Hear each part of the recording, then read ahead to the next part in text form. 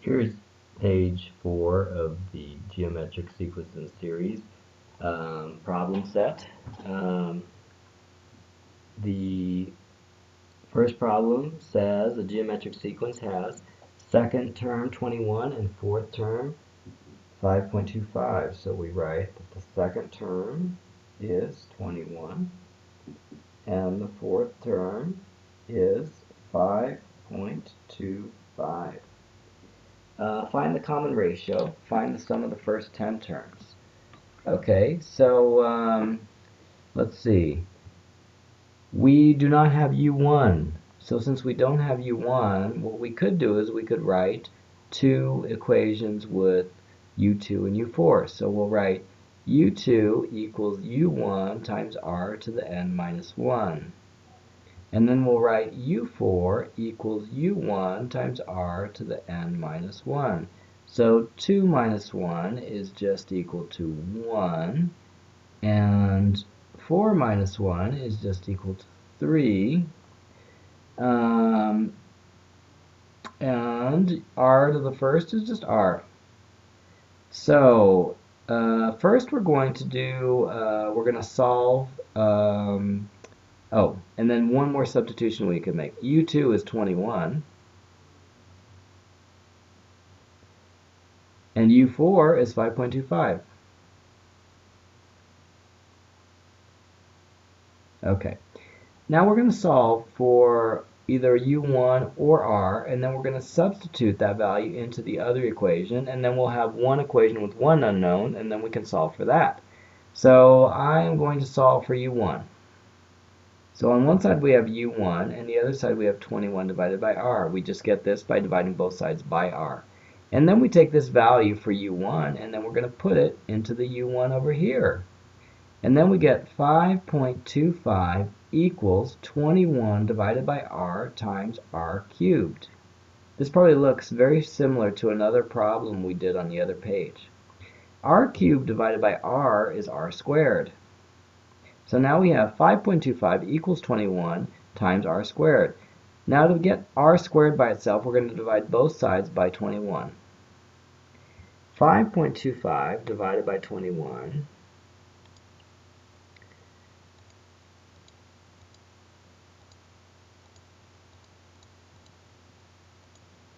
0.25. So now we have r squared equals 0.25. Okay, so r, let's take the square root of that. 0.25. So the square root of 0.25 is 0.5. So r is equal to 0.5. Now, what else could you multiply together and get 0.25 besides 0.5? You could actually multiply negative 0.5 times itself, and then you would get 0.25 also. So the two possible solutions are 0.5 and negative 0.5.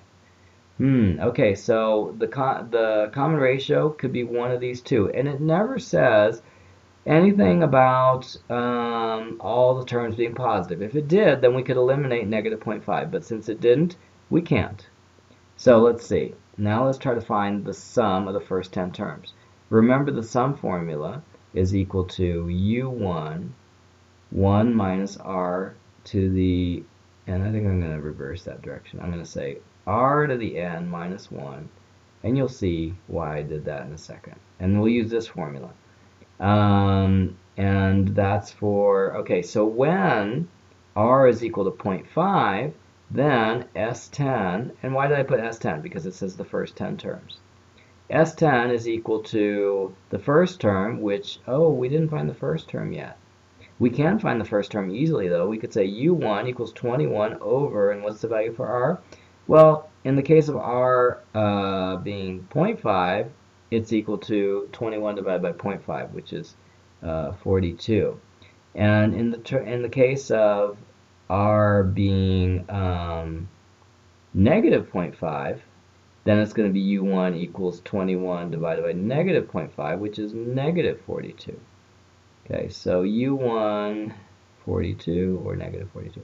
So in the case of 0.5, it's going to be u1 is 42, And then r to the n would be 0.5 to the 10th minus 1. And down here it would be 0.5 minus 1. Okay, in the end I think I chose the wrong equation. The other one would have been better, but it doesn't matter. You still get the same value. So first we'll go parentheses 0.5 to the 10th minus,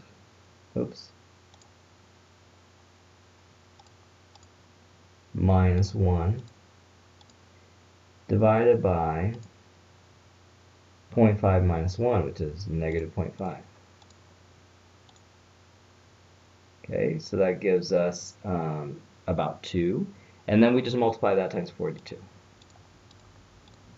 And we get 83.9. So that is our result when r is positive 0.5. What about when r is negative 0.5? What do we get? If r is negative 0.5, then we're going to put S10 is equal to 40, and now we put negative 42, right? Negative 42 times negative 0.5 to the 10th minus 1. And then in the denominator we put negative 0.5 minus 1. Negative 0.5 minus 1 is negative 1.5. Okay, and let's see. Negative 0.5 to the 10th minus 1 is going to be the same as this. Times 42, let's see. So negative 0.5 to the 10th is the same as, it's the same as 0.5 to the 10th, because negative 0.5 to the 10th, the negative would multiply itself 10 times, and that would be a positive. So I'm going to divide by negative 0.5, negative 1.5 actually. And then I need to multiply this by negative 42.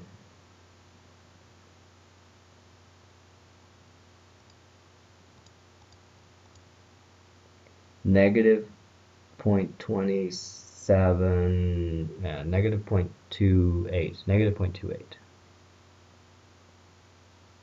Oops.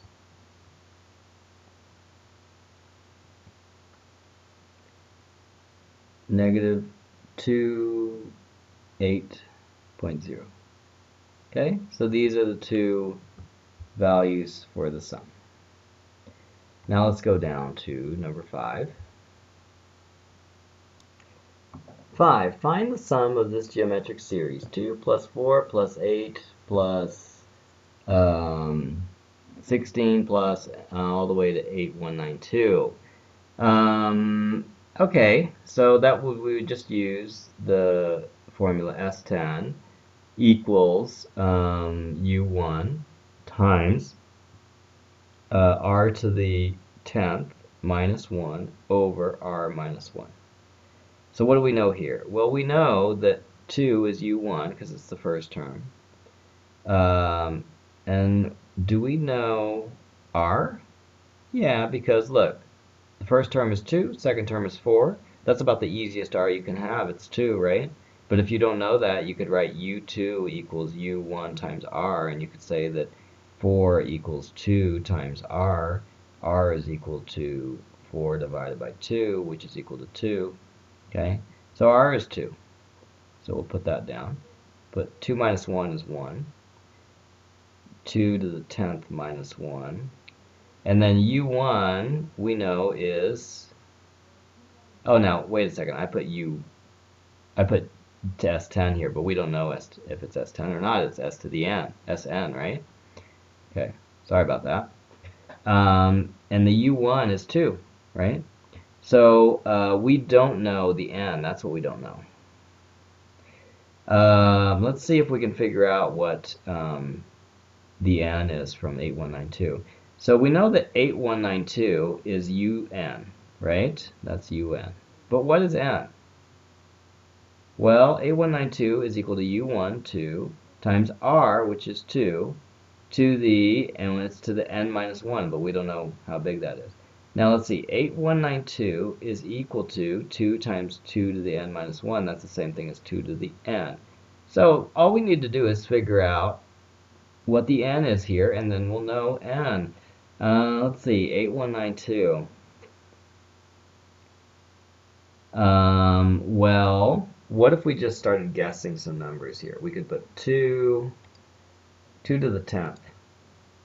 2 to the 10th is actually a famous one for computers. It's 1024. We're almost there. So let's do 2 to the 12th. 4096. We're almost there. What about 2 to the 13th? Yep, we got it. So it's 2 to the 13th. So n is equal to 13. And so we're going to put here 2 times 2 to the 13th minus 1 divided by 1. So 2 to the 13th minus 1 would be 8192 minus 1, which would be 8191 times 2. So 8191 times 2. That would be 16382.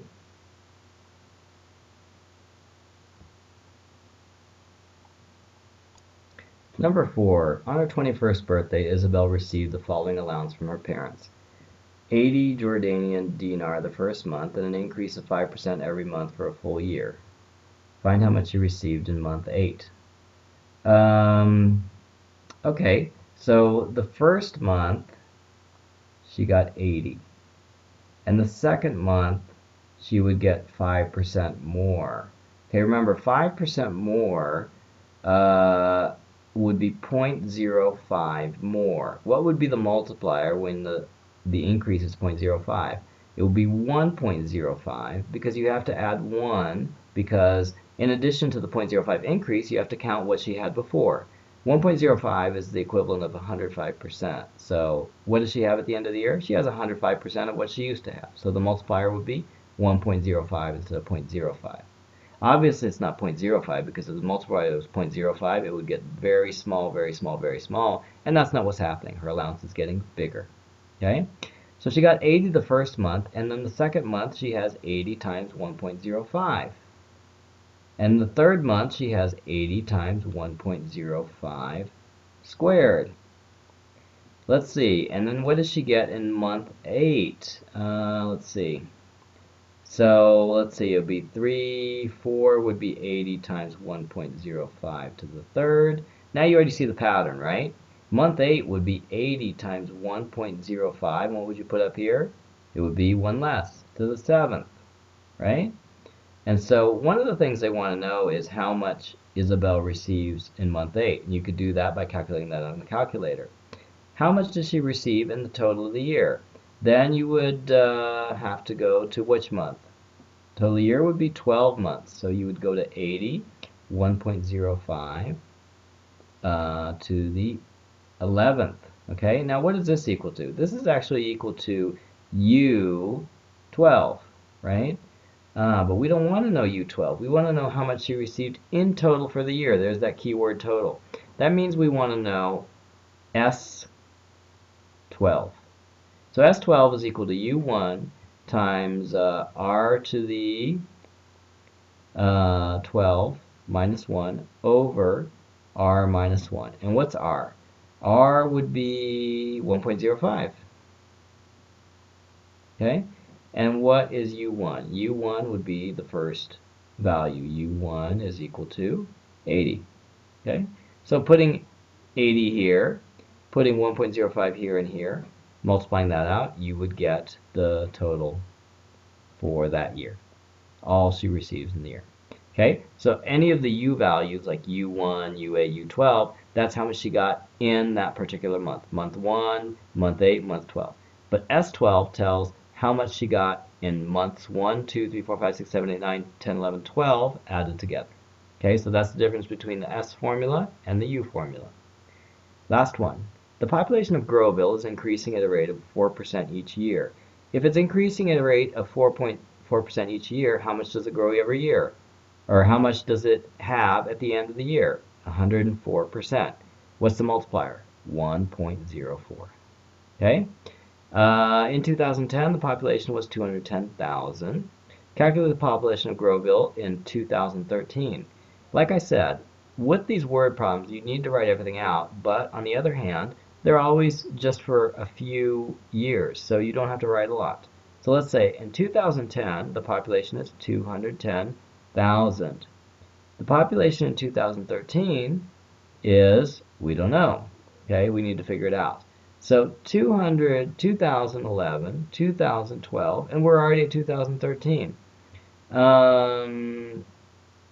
Let's see. It never says anything about at the beginning of the year, at the end of the year. So there's just the year and that's it, right?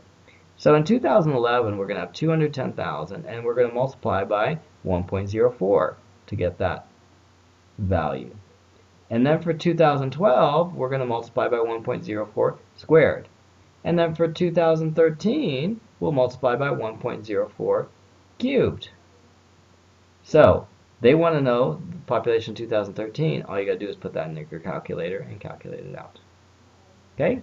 And that's it for this lesson.